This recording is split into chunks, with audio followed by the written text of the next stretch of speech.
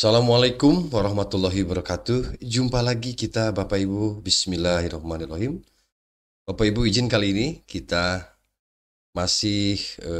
membicarakan tentang penerimaan calon aparatur sipil negara, Bapak Ibu, baik CPNS maupun P3K.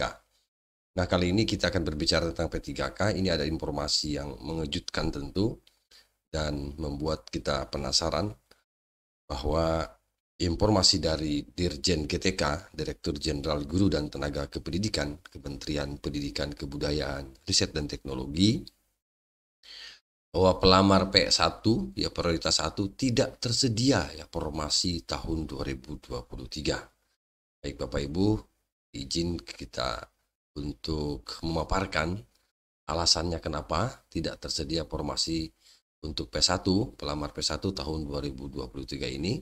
Untuk itu silakan disimak videonya sampai tuntas.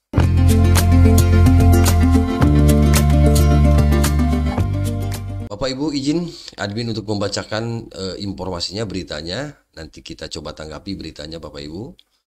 Ada informasi dari Dirjen GTK, Nunuk Suryani, untuk para pelamar prioritas 1 atau pelamar P1 yang berencana mengikuti ujian P3K Guru tahun 2023 yang tidak akan mendapatkan formasi yang tersedia di tahun anggaran 2023. Terdapat perkembangan terbaru yang perlu dicermati oleh para pelamar P1 ya, teman-teman yang masuk kategori pelamar atau prioritas 1, yang mana Direktur Jenderal Guru dan Tenaga Kependidikan Nunuk Suryani telah mengumumkan peraturan baru ya terkait hal ini.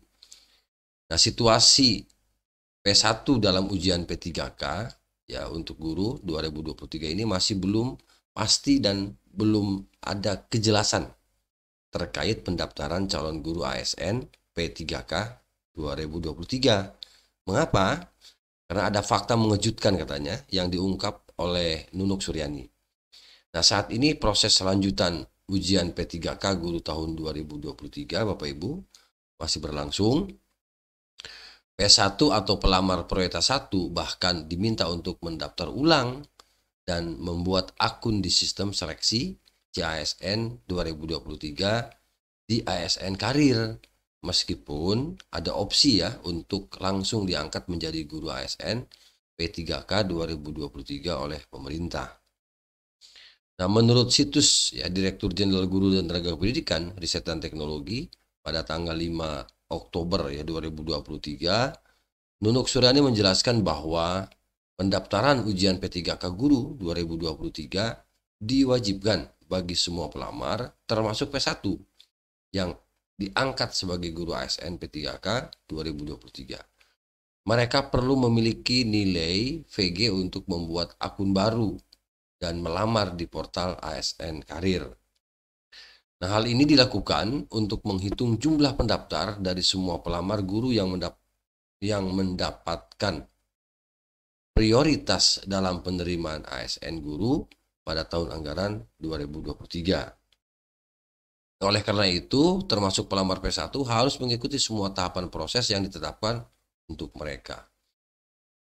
Jadi, kalau lihat berita, dengar berita ini, membaca berita ini Bapak Ibu, ini sepertinya harus bersaing lagi ya untuk para P3K ya prioritas 1 yang semula memang kita punya mendengar wacana bahwa untuk pelamar P1 itu langsung diangkat ya P3K tanpa harus ada tes.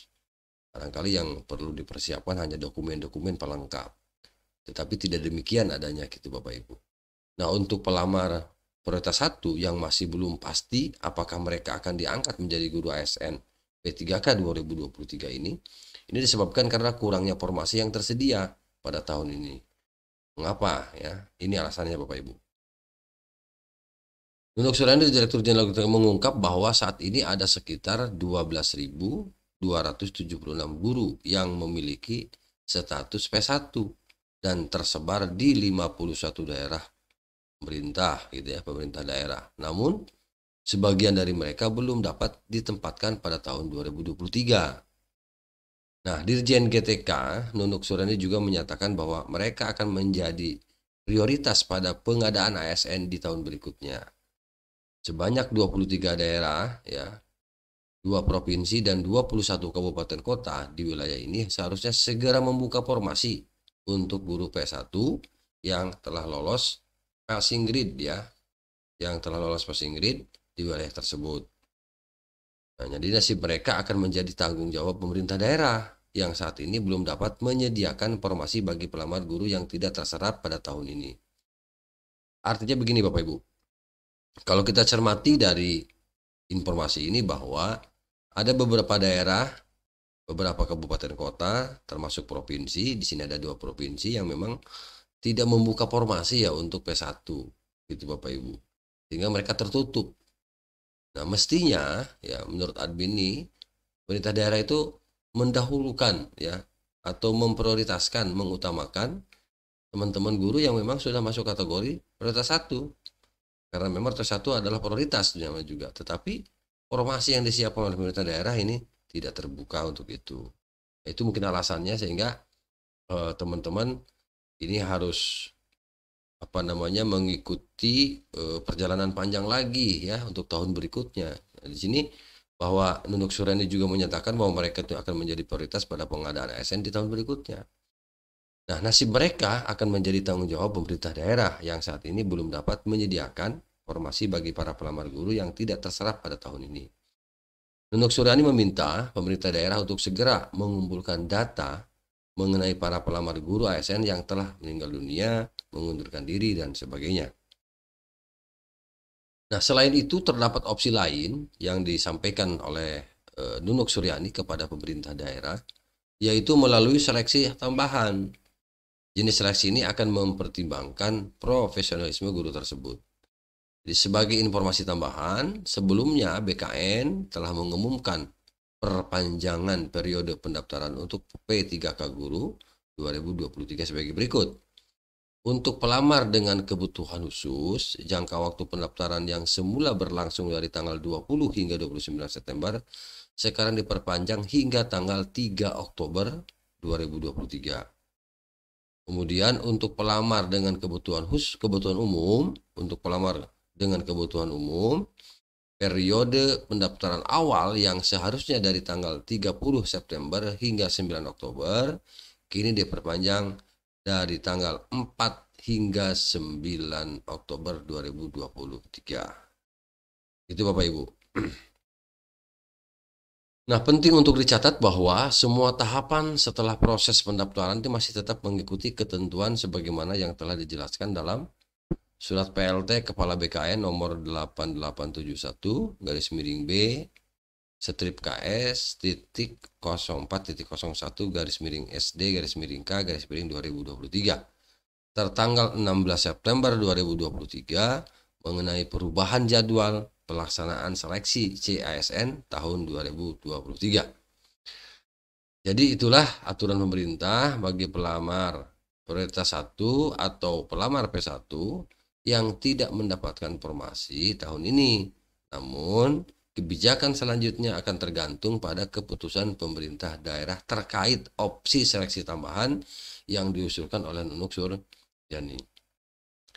Begitu informasinya Bapak Ibu, mudah-mudahan segera ada solusi bagi teman-teman P1 agar status kepegawaiannya jelas begitu Bapak Ibu. Jangan sampai masuk kategori 1 tetapi justru ya tidak menjadi prioritas. Nah, ini yang salah barangkali Pak. Demikian informasi yang dapat admin bagikan. Terima kasih. Semoga informasi ini memberikan manfaat kepada Bapak dan Ibu. Salam sukses, selamat berjuang. Semoga semuanya tidak ada kendala dan lancar pada waktunya. Demikian, assalamualaikum warahmatullahi wabarakatuh.